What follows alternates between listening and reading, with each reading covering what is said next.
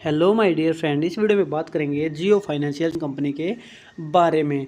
तो आप यहां पर देखोगे तो टेक्निकल एनालिसिस के बेस पे हम जानने की कोशिश करेंगे कि जो प्राइस की गिरावट है क्या अब वो मैक्सिमम हो चुके हैं और प्राइस यहां से ऊपर जाएगा और आगे चल के हमें कितने बड़े टारगेट दे सकता है। तो हम यहां पर 3 इंडिकेटर यूज़ करेंगे। सिंपली अगर आप मूविंग एवरेज 50 यूज़ करते हैं तो जब प्राइस यहाँ पर आप देख सकते हैं, इस रेंज को आप यहाँ बारीकी से देखोगे तो प्राइस बार बार मूविंग एवरेज 100 के ऊपर इस पैरेलल चैनल के अंदर मूव कर रहा है।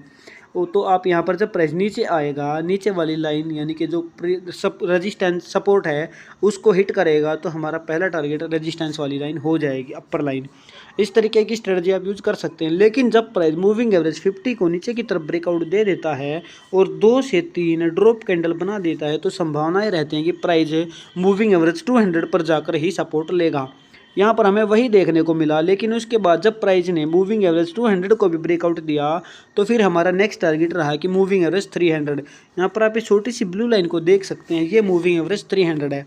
आपको सिंपल पिछले दिनों की एवरेज निकालनी है और आगे के टारगेट देखने हैं। आगे के टारगेट के लिए आप पिवेट इंडिकेटर यूज कर सकते हैं जो आपको सपोर्ट और रेजिस्टेंस बताएगा, क्योंकि पिवेट इंडिकेटर एक लीडिंग इंडिकेटर है जबकि जो मूविंग एवरेज है वो एक लैगिंग इंडिकेटर है। लेकिन ये हमें काफ़ी हेल्प करता है।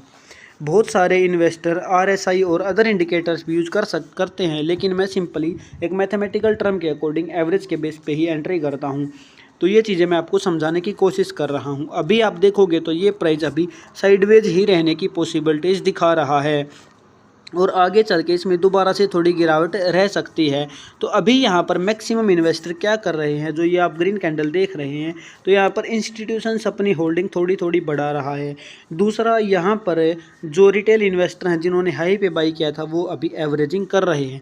लेकिन इस स्टॉक के फंडामेंटल कहते हैं कि आगे चल के ये स्टॉक मल्टी बैग रिटर्न देगा, क्योंकि इस कंपनी के ऊपर कोई भी डेप्ट नहीं है और कंपनी के रिजर्व बहुत ज़्यादा हैं। उसके अलावा कंपनी का मार्केट कैप भी बहुत शानदार है। अब अगर इसको हम वीकली टाइम फ्रेम में कन्वर्ट कर देते हैं तो हम यहाँ पर देखेंगे तो प्राइस मूविंग एवरेज 50 पर आ गया है। तो अब हमारे लिए मायने रखता है, जैसे कि मैंने आपको बताया कि डेली टाइम फ्रेम के अकॉर्डिंग जब प्राइस मूविंग एवरेज 50 के नीचे की तरफ ड्रॉप कैंडल बनाता है 2 से 3, तो प्राइस मूविंग एवरेज 200 पर जाएगा। यानी कि आने वाले 2 महीने हमारे लिए काफ़ी इंपॉर्टेंट है। इस स्टॉक पर आपको नज़र बनाकर रखनी है। अब अगर बात करें क्लोजिंग की, अगर आने वाले टाइम में क्लोजिंग हमें 327 के ऊपर मिल जाती है तो फिर हमें अगला टारगेट 360 का रखना है और इसमें स्टॉप लॉस के साथ एंट्री लेनी है। तो मुझे उम्मीद है वीडियो आपको पसंद आई है। अगर आप अच्छे टारगेट्स और ज़्यादा जानना चाहते हैं तो डेली टाइम फ्रेम के अकॉर्डिंग आप पिवेट इंडिकेटर यूज़ कर सकते हैं, जो आपको चीज़ें यहाँ पर हेल्प करेगा।